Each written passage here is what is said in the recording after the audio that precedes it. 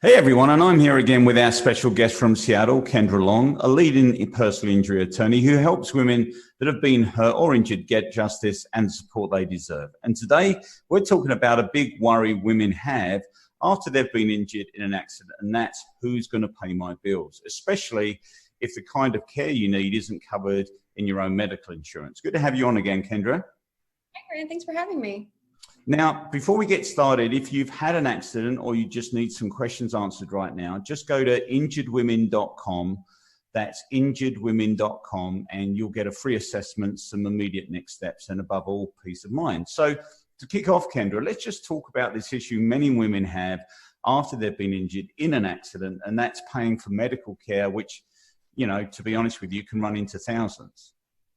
This is my number one most asked question. It's what everybody wants to know when they come in, because treatment gets very expensive very quickly. Sure. And even people who have good health insurance they still pay the copay, they still pay their out-of-pocket vegetables, and so they're spending thousands and thousands of dollars before they see any money. Yeah. And I think, what will be really useful for people listening to this is just to understand how things work so they can be put their mind at rest, if you like. So firstly, you're not really, even though the person that's hit you is liable, you're not generally suing them, you're dealing with their insurance company, right? I'd say 95% of the time, we're only dealing with the person's insurance company. We're making a case against their insurance company. We don't file a lawsuit until those negotiations with the insurance company have failed. The person who hits you is liable for your medical bills, but they don't have to pay them as they come in. They don't pay until is wrapped up and ready to go, but that doesn't happen until you're better, until you're 100% back to how you were, or you've reached a maximum medical improvement, and you'll never be in the same condition you were before the accident. Right. Okay. So let's just talk about some of the ways to get your bills paid while a case is progressing, because obviously the case isn't going to come to an end usually until the medical treatment's finished. So while all that's going on, let's just educate our listeners on what they need to know and how that gets paid while things are going on. Yeah, so there's a few different ways. So first, you have your personal health insurance. If you have health insurance, it will pay for your medical treatment subject to your copay, subject to your out-of-pocket, costs like deductibles, and subject to your policy. So for example, if they say that you can only have 12 chiropractic visits in a year, that's all they're going to pay for, even if you need more. So you're limited to all that your policy encompasses. So the second way that most people have their medical bills paid is through their auto insurance. If it's an auto case or a pedestrian case, if perhaps you're injured in someone else's vehicle. Right. If you have purchased what's called personal injury protection, it's also known as PIP. It is an additional layer of coverage on your own auto insurance. Right. So they pay your bills without any copays, without any out-of-pocket expenses up until your covered policy amount. So in Washington State, I typically see $10,000 policies and $35,000 policies. Right. Okay. And you were saying that PIP pays for more than just medical bills, right? They do. So PIP will pay for more than medical bills. They will pay for what's known as essential services. So if you are injured and your doctor says that you shouldn't be lifting over 10 pounds, you may need to hire someone to come in and help take care of your children. So it would pay for that cost, or it would pay for someone to come in and do the yard work for you if you're not able to do that. So that is a really important coverage because it helps pay those additional expenses. Yeah. And when people are using all of that within a PIP policy, one of their worries might be, okay, if they do that, their premiums are going to skyrocket, but that's not true, is it?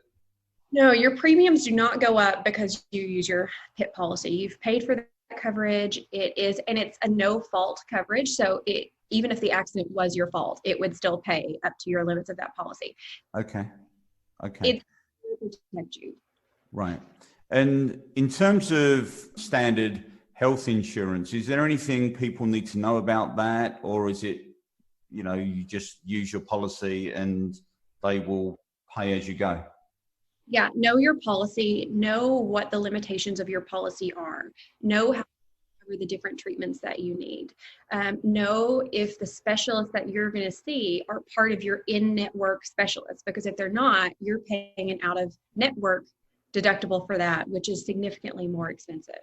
So just policy, request a copy, make sure that you know that the people that you're seeing are covered. Okay, all right. Now, whether it's PIP or your health insurance paying the bills, you mentioned to me before the show that they will want to be reimbursed for the amount they paid when your case is settled. Can you just talk to us about that?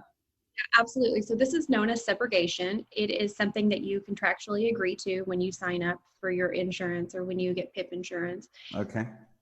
So what this means is that if someone else injures you and your insurance pays bills for that care, and then later you recover money from them for that injury, you now pay back your insurance company for the amount that they paid. Okay.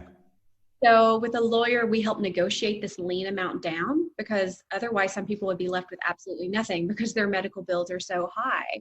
The cost is so high. So as an attorney, we negotiate that lien. We work with those lien holders to try to put the most money in pocket for our clients.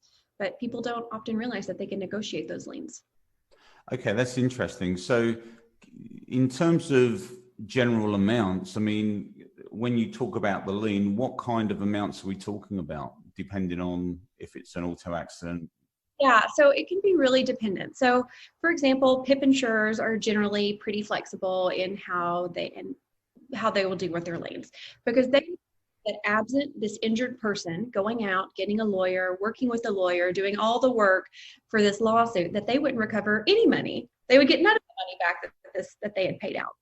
So be flexible. So if somebody has $50,000 in bills, perhaps we can get them to settle their lien for $25,000. It's always still significant. Sometimes, depending on how much coverage was available. So let's say someone only has a $25,000 insurance policy, and that's to get, but you have $100,000 in medical bills. Go to that insurer and make a really good case that, listen, there's only $25,000 here. Like, this person is not made whole. Like, you can't expect them to pay you back, all of their money, And so in those types of situations, they'll work with us to make it, to keep money in the pocket of the injured person, because they're the one doing the work for that. So, okay. So in most cases, would you say after a case is finished, is there money for the person themselves after paying medical bills in America, in your experience? yeah, there is. There is, and that's because we're able to negotiate those liens. And because the amount of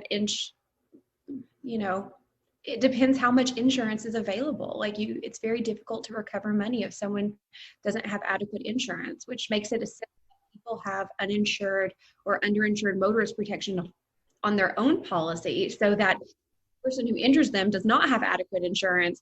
They have there where their own insurance is going to help bridge that gap to what is fair and reasonable value for their claim. Yeah. So just to wrap up, when it comes to this worry about how people are going to pay their bills, is there anything you want to leave our listeners with that they really should take away as reassurance, or things that they need to really do now? Be reassured in the fact that the person will ultimately be responsible for those bills that you're incurring. But just be mindful as you're going through treatment about who is going to be paying for what and when. And if you have questions, you need to contact an attorney right away, because as an attorney, if you get a collection notice, I can do something about that much, much easier than if it's already been in collections for 6 months. So contact an attorney early to find out what your options are. All right, it's great advice.